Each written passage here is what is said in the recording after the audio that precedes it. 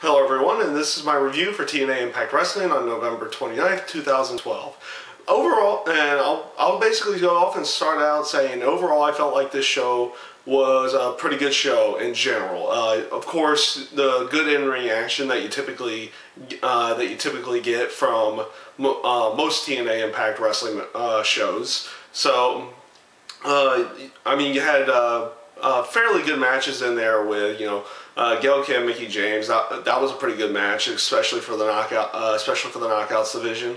Would have liked to see a confrontation between Mickie James and Tara, but they kind of use this match as more of a momentum builder for Mickie James. Hopefully, we'll get some kind of confrontation next week going into their actual match at the pay-per-view.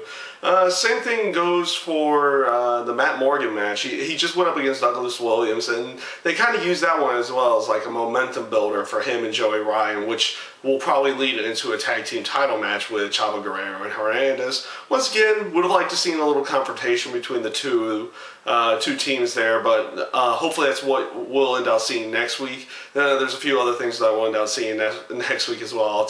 I'll say something about that a little bit later. With the gut check decision, you had that feeling going in there that they were going to give Wes Briscoe the actual contract and everything. It didn't really seem like there was going to be much of a debate about it. I was kind of glad at the fact that they did have one of the judges go ahead and say no, because it did at least build up a little bit of drama, and maybe he wouldn't get that contract before he did get the final yes from D'Lo in this case. Also, they were playing a little area of Al Snow went missing this week, so we'll see what kind of story builds out of that as well. One area I did actually like, and I liked this in the tag team match with Christopher Daniels and Kazarian versus James Storm and AJ Styles.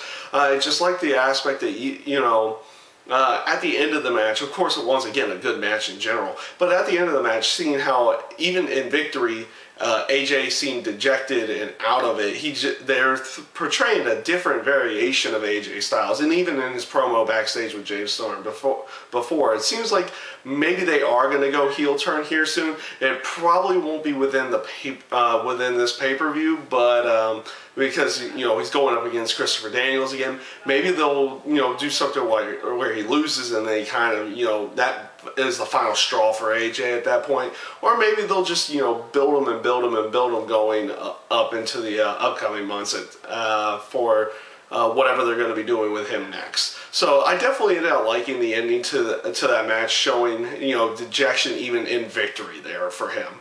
Also, I liked I did like the match with Christian York and Bobby Roode. Very good match put together again. A very good match for Christian York again. He's definitely showing what he can do in the ring on a TV stage. Like what I'm seeing there. I like the aspect that Jeff Hardy came out this week to help him out. And it seemed like Bobby Roode was going to continue the attack afterwards. It got a nice little confrontation in there for.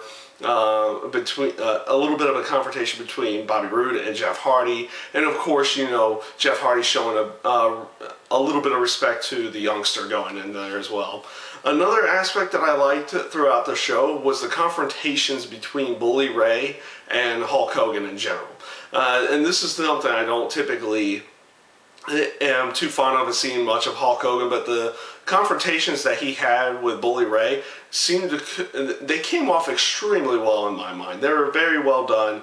Not too much of the work, especially at the end of the show, needed to be said for that. But just overall, the confrontations between just Bully Ray and Hulk Hogan, and just the way Austin Aries was interjecting himself, this is leading into a match going into the